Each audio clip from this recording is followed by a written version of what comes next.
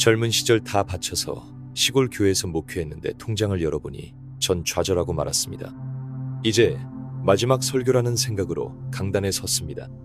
그리고 그날 새벽 한 통의 카톡으로 저는 뜨거운 눈물을 흘렸습니다. 다시 잠들 수가 없었습니다. 제 이름은 이정우입니다. 58살이고 경북 안동 산자락 마을에서 작은 교회를 섬기고 있습니다. 처음 이곳에 왔을 땐 마을 인구가 280명이 넘었습니다. 아이들 웃음소리가 골목마다 가득했고 주일학교는 예배당에 앉을 자리가 없을 정도로 북적였습니다. 그때 제 나이는 35이었습니다. 젊은 목사 하나가 시골로 내려왔다는 소문에 할머니 할아버지들이 멀리서도 찾아왔고 밤마다 방문 신방에 밭을 돕는데 기도하고 말씀 전하며 하루하루를 보냈습니다. 그 시절 몸은 고됐지만 마음은 정말 충만했습니다. 그렇게 흘러온 세월이 어느덧 23년. 마을은 이제 인구 90명 남짓, 교인 수는 13명. 그중 넷은 거동이 불편하셔서 주일에도 자리에 앉기 어려우신 분들입니다. 아이, 울음소리도 웃음소리도 사라진 지 오래고 교회 예산은 지난달 기준 28만 3천 원, 전기요금은 7만 원이 넘고 수도세와 난방비를 포함하면 매달 기본 유지비만도 20만 원을 훌쩍 넘습니다. 생활비라는 개념은 언젠가부터 사라졌습니다. 처음엔 기도했습니다. 하나님이 채워주실 줄 믿는다고, 이 교회를 통해 기적을 일으키실 거라고 믿는다고. 그런데 그렇게 믿고 기다린 시간이 10년이 넘었습니다. 도움은 줄어들었고 응답은 멀게만 느껴졌습니다. 그래도 버텼습니다. 여기까지 온 건 하나님의 은혜라고 스스로를 달래며 그러던 어느 월요일 아침이었습니다. 3월 2일 평범한 시작이었는데 은행 앱을 열어보는 순간 제 마음이 내려앉았습니다. 통장 잔고 0원, 출금 가능액 0원, 신용카드도 막혀 있었습니다. 냉장고엔 반찬이라곤 김치와 멸치볶음이 전부. 아내는 감자를 썰어 김치찌개를 끓였고 딸아이는 달걀 프라이 하나를 도시락통에 담고 말았습니다. 우린 아무 말도 하지 않았습니다.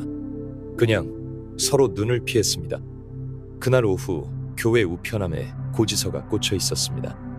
전기요금 74, 300권, 수도요금 15, 820원.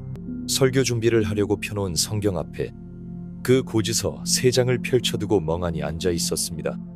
하나님, 이건 정말 저 혼자서는 못 견디겠습니다. 전 이제 정말로 끝입니다. 그날 밤 저는 마지막 설교가 될지도 모른다는 마음으로 노트북을 켰습니다. 그리고 이렇게 썼습니다. 설교 제목, 끝이 아니길 바라는 마음으로. 아내는 아무 말도 없이 설거지를 마치고 방으로 들어갔고 저는 말씀 대신 눈물로 원고를 적어 내려갔습니다.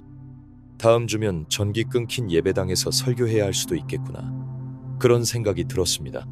그러다 문득 이렇게까지 지켜야 하나 싶은 마음이 들었습니다.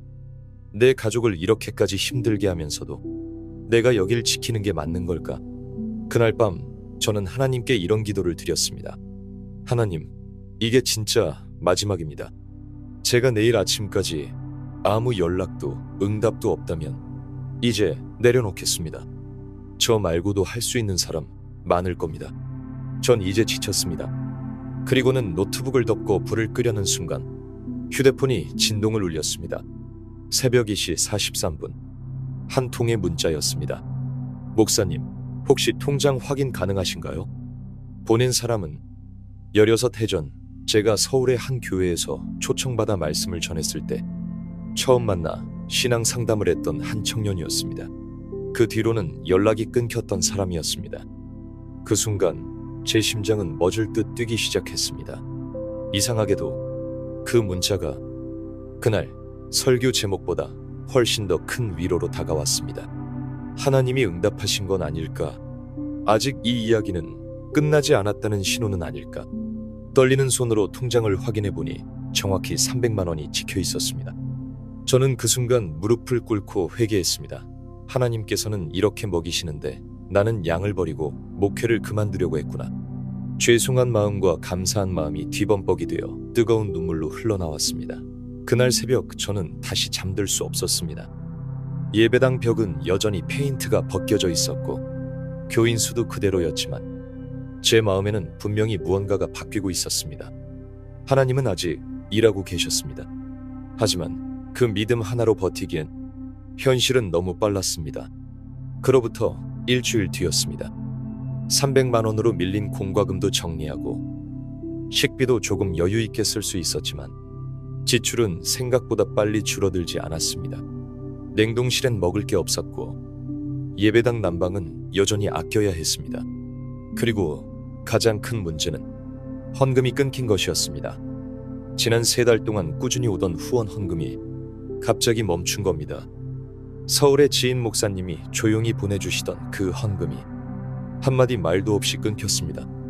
저는 한참 고민하다 전화를 걸었습니다. 전화를 받은 건 사모님이었습니다.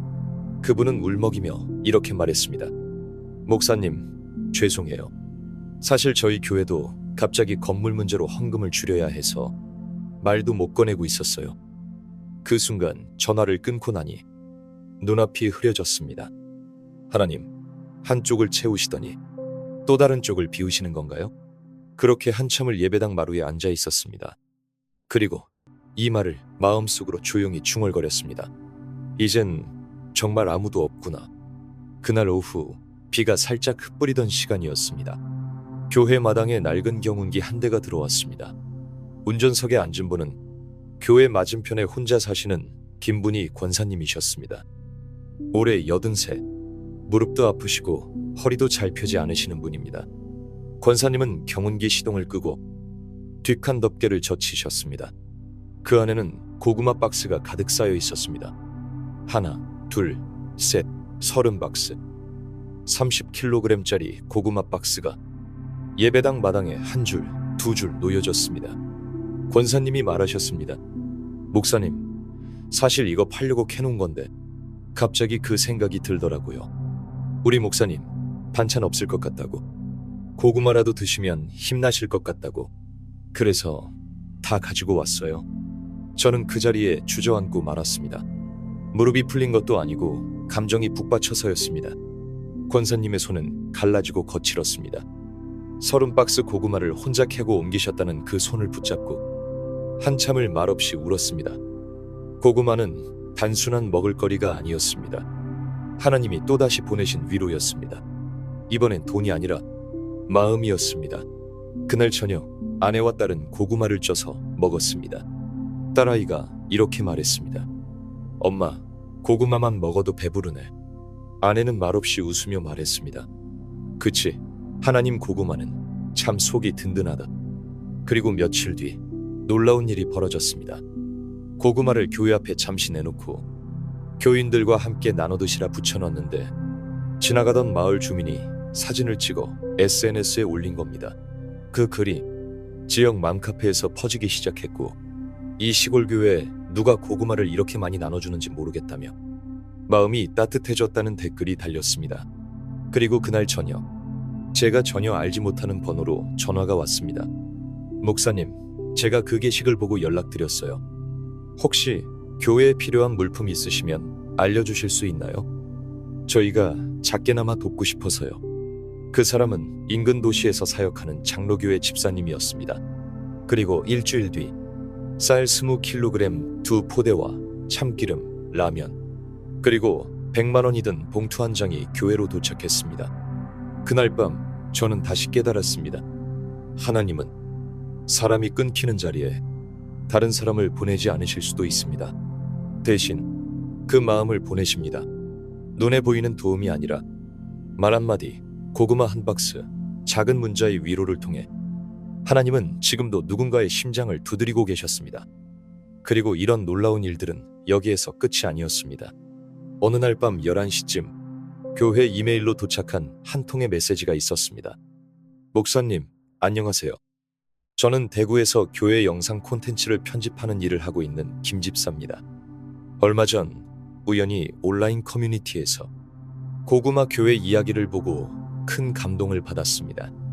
한 주 동안 마음이 계속 불편해서 기도하다가 연락드리게 되었습니다. 혹시 교회 소개 영상이나 온라인 예배 송출 계획은 없으신가요? 제가 무료로 도와드리고 싶습니다. 저는 그 메시지를 읽고 한참 동안 아무 생각도 할 수 없었습니다. 하나님은 오늘 아무도 오지 않은 예배를 보지 않으신 게 아니었습니다. 제 눈물과 고백, 텅 빈 예배당 안에서 흘러나온 한 줄의 기도도 그분은 듣고 계셨습니다. 다음 날 오전 그 김 집사님과 영상 통화를 하게 됐습니다.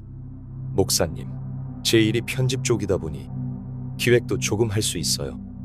예배당 내부 찍어서 제가 소개 영상도 만들고 온라인 설교도 연결해 볼게요. 요즘은 시골 교회도 온라인으로 예배 올리면 멀리 있는 분들이 은혜 받으시더라고요. 그 말에 저는 처음으로 이 조용한 교회가 세상 밖으로 연결될 수 있다는 걸 믿게 되었습니다.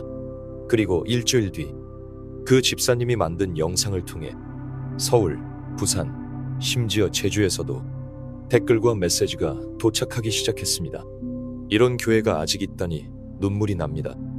혼자 예배드리던 목사님의 모습이 마치 저희 아버지를 보는 것 같았어요. 헌금하고 싶어요. 어디로 보내면 될까요? 그날 밤 저는 또다시 깨달았습니다. 사람은 예배당에 없었지만 하나님은 예배당 밖에서 사람들의 마음을 움직이고 계셨다는 걸. 텅 빈 공간에서도 하나님은 일하시고 계셨고 그분의 계획은 우리가 눈으로 보는 것보다 훨씬 더 멀리 뻗어 있었습니다. 그날 이후 수요 예배는 더 이상 두렵지 않았습니다.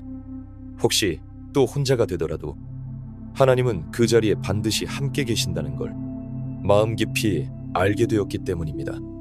영상이 온라인에 올라가고 나서 예기치 않은 연락들이 하나둘 들어오기 시작했습니다. 서울의 한 자매는 자신이 어릴 적 시골 교회에서 자랐다고 하면서 이 교회 모습이 너무 익숙해 도움이 되고 싶다고 연락을 주었고, 부산에서 사업하는 장로님은 어느 밤 영상을 보다가 울음을 터뜨렸다고 말하며 도움이 필요하면 언제든 말하라고 해주셨습니다. 하지만 저는 그 모든 것보다 한 통의 편지가 잊히지 않습니다. 그 편지는 예배당 우편함에 담겨 있었습니다. 갈색 봉투 안에 접힌 종이 한 장, 그리고 $10짜리 지폐가 4장, 모두 합쳐 $40. 편지에는 이렇게 적혀 있었습니다. 목사님, 저는 미국에서 간병일을 하며 살아가는 성도입니다. 영상을 우연히 보게 되었고 밤새 잠이 오지 않아 기도하게 되었습니다. 헌금을 많이 드릴 수는 없지만 이 마음만은 진심입니다. 이 교회가 계속해서 주님의 이름을 전해주시기를 간절히 기도합니다. 그 편지를 들고 예배당 바닥에 무릎을 꿇었습니다. 십자가 아래에서 소리 내지 못하고 그저 입술을 떨며 이렇게 기도했습니다. 하나님, 저는 이제 이 교회를 버릴 수가 없습니다.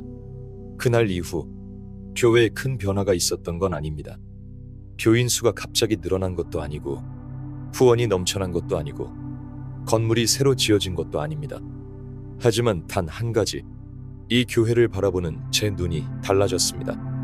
이곳은 더 이상 남은 자의 자리가 아니었습니다. 하나님이 기억하시는 장소, 하나님의 일이 여전히 계속되고 있는 하나님의 성전이었습니다. 그리고 어느덧 계절이 바뀌고 다시 고구마 수확철이 찾아왔습니다. 작년엔 홀로밭에서 일하던 김분희 권사님이 올해는 마을 청년 2명의 도움을 받게 되었습니다. 그 둘은 영상에서 권사님의 모습을 보고 먼저 연락한 아이들이었습니다. 하나는 군 제대한 대학생, 하나는 귀촌한 젊은 부부의 남편. 그날 권사님은 말없이 삶은 고구마를 예배당 안에 가져오셨고 그 청년들과 함께 앉아 웃으셨습니다. 저는 그 장면을 바라보며 속으로 이렇게 고백했습니다. 하나님, 이제서야 조금 당신이 하시려는 일을 알 것 같습니다. 저는 이제 하나님을 완전히 신뢰하게 되었습니다. 신뢰는 내 자신과 내 상황에서 오는 게 아니었습니다. 상황은 경제적으로 너무 간절하도록 힘들고 어려워도 나에게 소명을 주신 하나님은 진리셨습니다. 하나님께서는 저를 목회지로 부르신 분명한 이유가 있었던 것입니다. 힘든 상황 속에서 저는 하나님의 뜻을 이해하지 못하고 경제적인 어려움 때문에 도망치듯 그만두려 했지만 하나님은 여전히 먹이시고 살리시며 소명을 감당하도록 하셨습니다. 그리고 이는 하나님께서 얼마나 그분의 백성들을 사랑하시는지를 깨닫는 계기가 되었습니다. 앞으로도 하나님을 신뢰하며 맡겨진 성도님들을 충성되이 감당하고 무엇을 먹을지, 무엇을 마실지에 대해서는 염려하지 않기로 했습니다. 영원히 살아계신 나의 하나님을 찬양합니다. 할렐루야.